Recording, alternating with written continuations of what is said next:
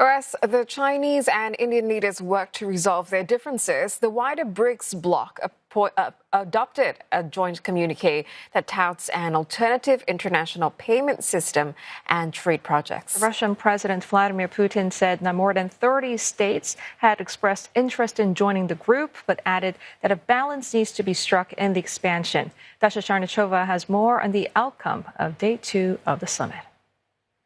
BRICS leaders in Kazan adopted a declaration that calls to reform global security and to strengthen multilateralism. The document laid down the future course of action that the grouping is hoping to take and reflects its collective vision and goals. Among them is the need to reform West-oriented Bretton Woods institutions to allow for wider representation of the developing economies.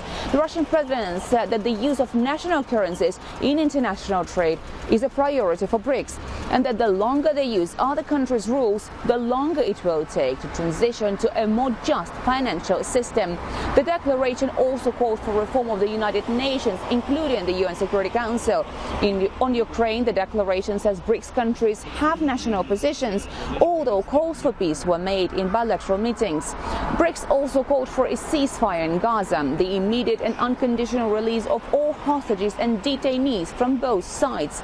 The group is considering the establishment of several mechanisms, including a grain exchange, a BRICS investment platform, and a wider transport network to serve the needs of their economies. Officials in Russia say BRICS is the epicenter of global change, and the demand from other countries looking to join the grouping cannot be ignored.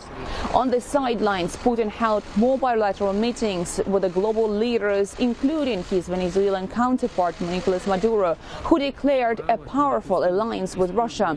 Putin also held a meeting with his counterparts from Turkey and Iran, and it was the first time in 5 years that there was a joint meeting between China's President Xi Jinping and the Indian Prime Minister Narendra Modi. Dasha Chernyshova, CNA, Kazan.